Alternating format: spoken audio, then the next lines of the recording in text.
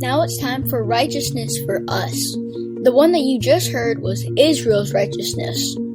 Israel's righteousness is called sin and death. Now we're going to do our righteousness, which is called the Spirit of life. In Romans 9:30-32, it says, "What shall we say then? That the Gentiles, which followed not after righteousness, have attained to righteousness, even the righteousness which is faith. But Israel, which followed after the law of righteousness, have not attained to the law of righteousness. Wherefore, because they sought it not by faith, but as it were by the works of the law. For they stumbled at that stumbling stone." This means that the Gentiles, which is us, who do not follow righteousness, obtain righteousness. But Israel was too busy doing works while following righteousness, so they did not obtain righteousness.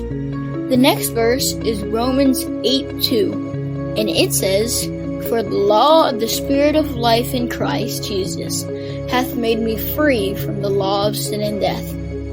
It is talking about how Jesus dying on the cross saved us from the law of sin and death, which is Israel's righteousness. Romans 6:16-18 is the next verse, and it says, "Know ye not that to whom ye yield yourselves servants to obey, his servants ye are to whom ye obey, whether of sin unto death, or of obedience unto righteousness. But God be thanked that ye were the servants of sin, but ye have obeyed from the heart that form of doctrine which has delivered you. Being then made free from sin, ye became servants of righteousness." This verse says you choose which path you want, the sin of death or obedience unto righteousness. Because Jesus died on the cross, he made us all free of sin. Romans 4:5 says, "But to him that worketh not, but believeth on him that justifieth the ungodly, his faith is counted for righteousness."